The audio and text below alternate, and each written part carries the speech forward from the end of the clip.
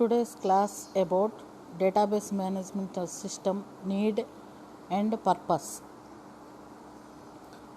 First of all, what is DBMS? DBMS stands for Database Management System.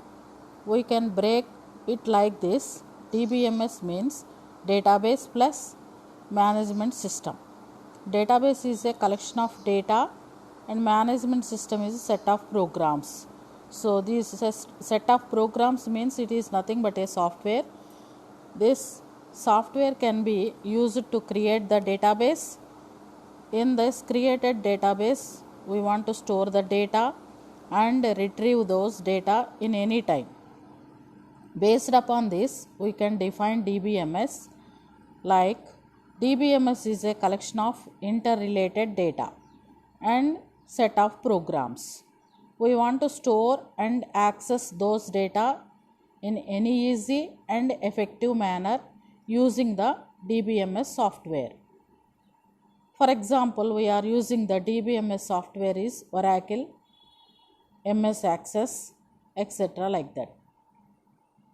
So why you are using this DBMS? DBMS systems are basically developed for to large amount of database maintenance. When dealing with huge amount of data, we have to deal with DBMS softwares to maintain the huge amount of data.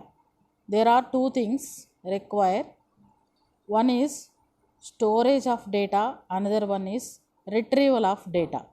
Storage means according to the principles of database systems, the data is stored in such a way that it can acquire lot less space as the redundant data.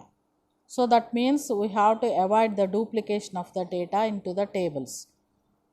The duplication of data can be removed before storage.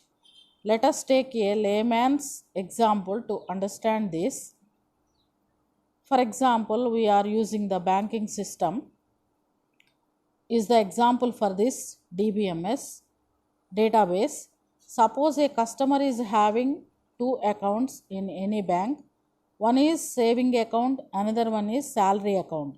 He will be maintain the two accounts in the same bank. Let us say bank stores saving account data at one place and salary account data in another place. In that case, if the customer information such as customer name and address etc. like that. So these information can be stored in both places of the accounts. This is just a wastage of storage. This is nothing but redundancy. That means duplication of the data.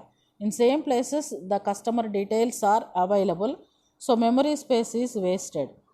So for this organization, the data is better to weigh the information that can be stored at one place and both the accounts should be linked to the information somehow. So this is nothing but it achieves the DBMS. So we want to redundant the data. So that means we have to avoid the duplication of the data. Link between these two accounts and so you have to maintain the data from one place. The next another one's data maintenance. So along with this strong storing of the data in an optimized and systematic manner, it is also important that we retrieve the data quickly when it is needed. Database systems ensure that the data is retrieved as quickly as possible. That means retrieval of the data. Once you can store the data into the database, so we want to retrieve them if you want needed that data in any place of the system. So we want to retrieve the data from the database in any place of the system that is possible. The next purpose of the database system. So in the purpose of database systems, it is to manage the data. Consider the university that keeps the data as lecturers, teachers, courses, books, etc. like that. So one university can maintain the employees data, the next courses available in from that university, So what are the books needed? Then next, how many teachers are working in that? So these are the data maintenance in that university. To manage this data, we need to store this data somewhere. Where was we can need new data, delete unused data, update outdated data. The next, retrieve the data. To perform these operations on data, we need a database management system that allows us to store the data in such a way so that these operations can be performed on the data efficiently. Once you can store the data into the database, so if you can add new data, if you can delete unused data, if you can update outdated data, the next, retrieve that data, these all are possible operations using the database. Database systems are much better than traditional file processing systems. So we have to discuss in the separate class about the file system. File system means if you want to store any document, any account, so any type of text matter in one file, then you want to store it in one place of the memory with some name, that is the file system, single file system. So disadvantages of this DBMS. DBMS implementation cost is very high compared with the file system. So it is too complexity. Database systems are complexity to understand. So that means each and every database can be stored in different places of that memory, and also you can maintain the different databases to maintain the huge amount of data. So this understood is very difficult. The next, performance. Database systems are generic, making them suitable that various applications. However, this feature affect them performance in some applications. So what is the performance of the DBMS? Database systems are generic, making them suitable for various applications. So for the various applications, you have to make the different types of applications or different types of softwares. So you have to maintain the DBMS applications. This is very complexity. That means you have to write the different softwares to maintain the databases. So this is the one of the disadvantage. It is very complexity. So the next, database management system applications. These applications where we as database management system are, in which places we have to use this database management system applications or softwares. In telecom, we can use this DBMS. There is a database to keep track of information regarding calls made. Different types of customers information is available in the telecom department, network usage, customer details, etc. like that. Without the database system, it is very hard to maintain the huge amount of data that keeps updating every millisecond. So every millisecond update the calls data about the customers. So this cannot be maintained use of the file system. This can be maintained using DBMS. Industry, where it has manufacturing unit, warehouse of distribution center, each one needs a database to keep the records on insertion mode and outing mode. So the next, for example, the distribution center should keep a track of the product units that supplied into the center as well as the products so that got delivered out from the distribution center. It is in each day. So that is where DBMS comes into the picture. So using the next, product details, purchase details, the supply details in the manufacturing unit of the industry, we can maintain the DBMS. Banking system, for storing of the customer information like as the accounts, tracking day-to-day credit and debit transactions in the banking system, generating bank statements, etc. like that. So all these works has been done with the help of this DBMS.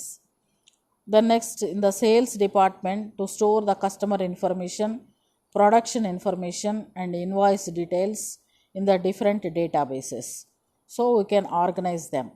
In airlines, to travel through the airlines, we can make early reservations. This reservation information along with flight schedule is stored in database. So we can maintain the flight schedules, reservation details, so in the airlines. Education sectors, database systems are frequently used in the education sectors like colleges and also schools to store and retrieve the data regarding the student details, staff details and course details, exam details, payroll data, attendance details of the students, fee details of the courses. These all are available in the education sectors. So we have to maintain the different databases in this education sector. There is a hell lot of amount interrelated data that needs to be stored and retrieved in an efficient manner. So online shopping, we have to use the DBMS system. You must aware of the online shopping websites such Amazon, Flipkart. We have to purchase some of the items through these sites to store the product information and also your address and preferences, credit details and provide you to relevant list of the products based upon your query. So you have to purchase the online shopping using this Amazon and Flipkart, etc. like that. So this Amazon and Flipkart will be provide the product information on the sites, so you can purchase the different products using your credit and debit cards. So all this involves a database management system. These are the applications of DBMS.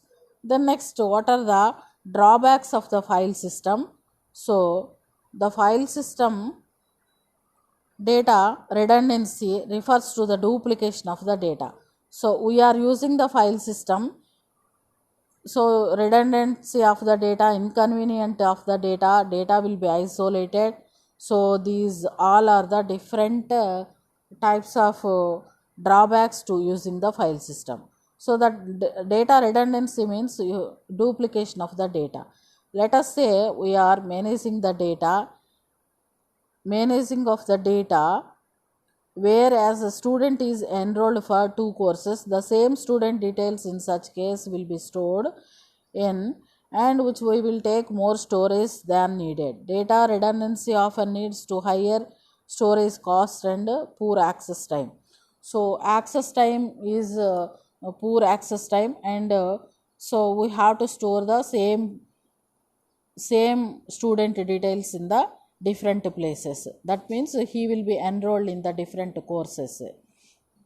This is very inconvenient to access the data. That means this is the duplication of the data is occurred in the file system. So data inconsistency, data redundancy leads the data inconsistency. So let us take some example. So you have to take an above the student enrolled in 2 different courses. We have student address stored in twice. So now let us say that student requests the change his address. If the address is changed in one place and not in all the records that has, so that can be lead in the data inconsistency. So student will be enrolled in the 2 courses. So he will be asking to change the address of her address details of that student. Let us change the student details in 2 places of the file system. This is very inconveniently. Data isolation, because data is scattered in various files, so the files may be different formats. Writing new application programs to retrieve the appropriate data is difficult. So this is data isolation. So that means we have to using the different formats for the different files. So you have to manage the different files. Different files are in different formats. So that means new application programs to retrieve the appropriate data is difficult. So we have to maintain the data in difficult stage. That means we have to maintain in different formats. So this is data isolation. Next, dependency on the application programs. Changing files will lead to change the application program. So we want to write the application program, we need to store the data. So if you can apply any changes made, so you want to change the entire application program. That is very inconvenient. That means you want to depends upon your application program. That is dependency. Atomicity issues. Atomicity of a transaction refers to all or nothing, which means either all the operations in a transaction executes or none. For example, let us say Steve transfers $100 to Negan's accounts. Then next, this transaction consists of multiple operations such as debit $100 from Steve's account, credit $100 to Negan's accounts. Like any other device, a computer system can fail. Let us say it fails after first operation, then it can case Steve's account would have been debited by $100, but the amount was not credited into the Negan's accounts. In such case, the rollback operation should occur to maintain the atomicity of the transaction. So it is difficult to achieve atomicity in the file system. So automatic calculations are not available in to write the own application programs. So we want to change every time of the transaction. So this is very difficult to maintain the file system. Then next, data security. Data should be secured from unauthorized access. For example, a student in a college should not be able to see the payroll details on the teachers. So such kind of security constraints are difficult to apply in the processing systems. So we don't want to giving the security to the file system in full management. So that means we are not given the security to the authorized access of the data. So that means data should be secured from the unauthorized access. So in this, one student in a college should not be able to see the payroll details of the teachers. Such kind of security constraints are difficult to apply in the processing systems. So student details are there. So the next payroll details are there. So the student will not change the payroll details of the employee. So in the file system, it's not possible. So he would be entered to change the payroll. So that means we are not given the security to the file system. So these are the drawback to maintain the file system. So what are the advantages to using the file system versus DBMS? So DBMS provides the several advantages to the users. So better to use this DBMS. The few of them are follows. So no redundancy of the data. Data will be removed by the normalization. Data duplication saves storage and improves access time. So data duplication is avoided. So using the normalization process, it is the one of the process to decrease the data duplication in the database. So that means, so without data duplication, we want to store the data into the database. So that will be improves the access time. The next, data consistency and integrity. So automatically you can apply the normalization process on your database. So automatically it will be decrease the redundancy of the data. So it will be avoid the duplication of the data. So it will be given the inconsistency to the user. So we want to discuss earlier to root cause of the data inconsistency. It is the data redundancy. Since data normalization takes care of the data redundancy, data inconsistency also been taken care about this. So you can decrease the data redundancy, automatically decrease the inconvenience of the data. Data security, it is easier to apply access constraints in database systems so that authorized user can be able to access the data. So authorized person can be able to access this data. Each user has a different set of access, so this data will be secured from the other issues such as identity theft, data leaks and misuse of the data. These all are avoided by the user. So the next he will be provide the security to the data. He will be authorized person of the data. He will be having the login name and also password. So unauthorized person cannot access the database. Privacy, limited access means privacy of the data. So limited accessing is there. So privacy is available to the databases. Each access to data. Database systems manages the data in such a way so that data is very easily to accessible with the fast response times, easy to maintain the databases. So each easy recovery, since database systems keeps the backup data and easier to be full recovery of the data, any failures will be occurred. To the maintenance of the data, any failures will be occurred, so you can take up the backups of that data, so then you can keep that data that may be useful for that purpose. So you can recover them using the backup facility of the data. Flexible database systems are more flexible than the file processing systems. So above advantages are available in the DBMS.